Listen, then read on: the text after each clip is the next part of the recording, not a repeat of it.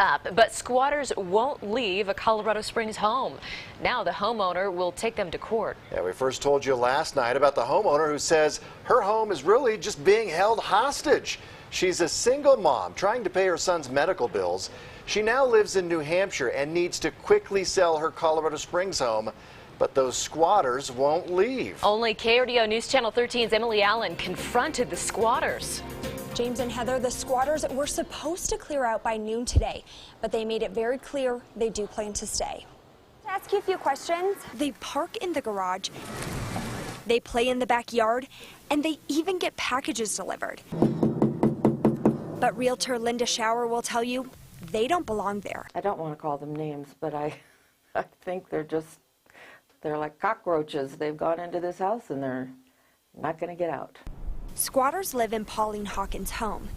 They told her they'd been scammed into thinking the home was for rent. She allowed them to stay until Christmas. How could we know better when we would never even think of such a thing? We are the kind of people that are compassionate and trusting and loving, and when we see somebody in need, we lend a hand. Even if we don't have anything to give, we do what we can. He changed the lock. Hawkins and her realtor Linda Schauer now know they made a big mistake. Letting them stay that week gave them legal protection. Now Hawkins will have to evict them as if they were her tenants, even though they aren't paying rent. I've never had this experience before in my career as a realtor. I've never had anybody break into a house and then claim it's theirs. We'd like to ask you a few questions. Oh, Are you guys going to be out by noon today?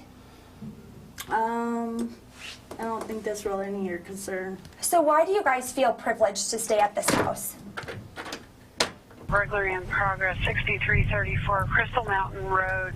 No, I'm not. Why? Because I'm here because of burglary in progress. The squatters were apparently put off by our questions. The woman tried to get us arrested. That didn't work. So Hawkins is now going to have to go to court in order to get her house back. Today she did end up hiring an attorney, and there's a group that stepped up to help raise money to cover some of those costs. So it all comes back to essentially squatters' rights by letting them stay for that 1 week out of the goodness of their heart. Now there's nothing they can do. There's no criminal action, even though these people are essentially living there, not paying anybody.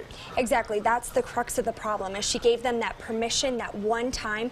Even though she had set a time limit on it, doesn't matter. It's now a civil issue, and police can't come in and kick her out. So she has to take this into the civil courts, and that could take an untold amount of time to resolve itself. Exactly. We don't know exactly how long it's going to take, but we do know that it's going to take several months.